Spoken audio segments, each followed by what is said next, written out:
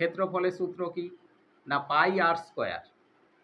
তাহলে আমরা লিখব সূত্রটা পাই আর স্কোয়ার সমান। গাইডেন্স সাপোর্ট ম্যাথ এডুকেশন ক্লাসে নবম শ্রেণীর সমস্ত ছাত্রছাত্রীদের স্বাগত জানিয়ে শুরু করছি আজকের অঙ্কের ক্লাস। আজকের ক্লাসে আমি তোমাদের শেখাবো কোষে দেখি 18 বৃত্তের ক্ষেত্রফলের অঙ্ক। আজকের ক্লাসে 6 দাগের অঙ্কই তোমাদের শেখাবো। অঙ্কটা তোমরা ভালো করে বুঝে নাও, কারণ এটা একটা ভীষণ ইম্পর্টেন্ট অঙ্ক। কোষে দেখি 18 6 দাগের অঙ্ক দেখো। পলাশ ও পিয়ালি দুটি বৃত্ত এঁকেছে যাদের ব্যাসার্ধের দৈর্ঘ্যের অনুপাত 4:5। হিসাব করে দুজনের আঁকা বৃত্তাকার ক্ষেত্র দুটির ক্ষেত্রফলের অনুপাত লিখি। তাহলে কোষে দেখি 18 আজকের ক্লাসে 6 দাগের অঙ্ক। আমাদের 6 দাগের অঙ্কে দেওয়া আছে যে বৃত্ত দুটির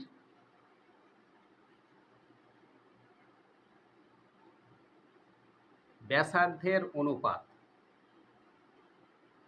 তাহলে আমরা লিখব ব্যাসার্ধের অনুপাত কত দেওয়া আছে 4:5। তাহলে ব্যাসার্ধের দৈর্ঘ্য যদি একটা বৃত্তের 4 সেমি হয় আর একটা বৃত্তে 5 সেমি, তাহলে এই অনুপাত দেওয়া আছে। আমরা লিখব মনে করি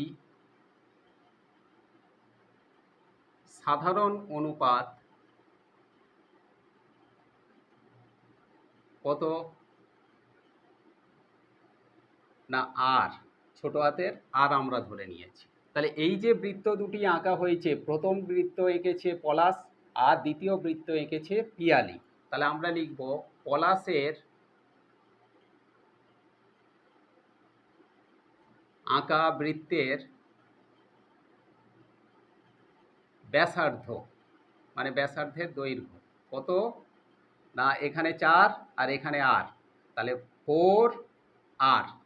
এত কি না একক, একক হিসাবে সেমি থাকতে পারে, মিটার থাকতে পারে। আবার লিখব পিয়ালির বৃত্তের ব্যাসার্ধ। পিয়ালি একটু বড় বৃত্ত এঁকেছে, সেই জন্য ব্যাসার্ধ বেশি। তাহলে 5 আর সাধারণ অনুপাত আর মানে এর সঙ্গে আর গুণ এর সঙ্গে আর গুণ। তাহলে এখানে 4-এর সঙ্গে আর গুণ করে 4r হয়েছে, আর 5-এর সঙ্গে আর গুণ করে 5r একক। তাহলে দুজনের বৃত্তের ব্যাসার্ধের দৈর্ঘ্য আমরা পেয়ে গেছি। এবার লিখব যে পলাশের বৃত্তের ক্ষেত্রফল। ক্ষেত্রফলের সূত্র কি না পাই আর স্কোয়ার।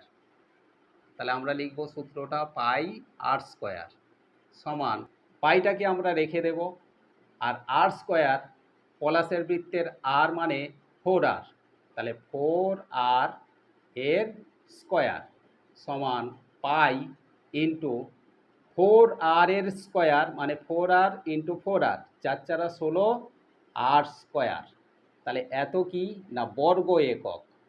ক্ষেত্রফল সবসময় বর্গ হয়। এবার লিখব পিয়ালির বৃত্তের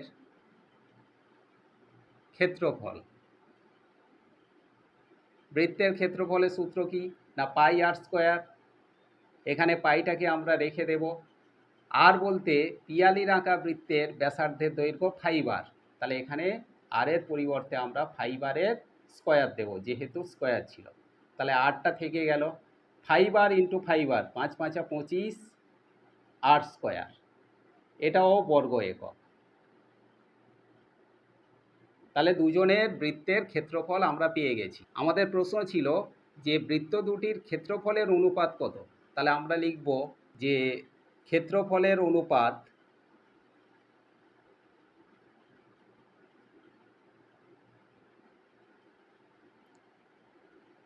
এর ক্ষেত্রফল কত না পাই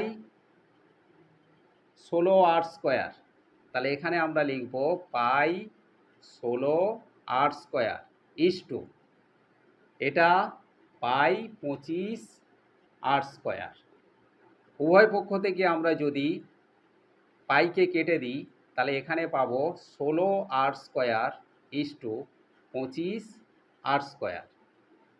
এরপরের স্টেপে আমরা যদি উভয় পক্ষ থেকে আর স্কোয়ারকে কেটে দিই, এখানে পাবো 16:25। তাহলে এইটা কি হলো না বৃত্ত দুটির ক্ষেত্রফলের অনুপাত হলো। আশা করি আজকের ক্লাসে বৃত্তের ক্ষেত্রফলের অঙ্ক বুঝতে কারোর কোনো অসুবিধা রইল না। অঙ্কটা সবাই ভালো করে প্র্যাকটিস করো। ভালো থেকো, সুস্থ থেকো। দেখা হচ্ছে পরবর্তী ক্লাসে।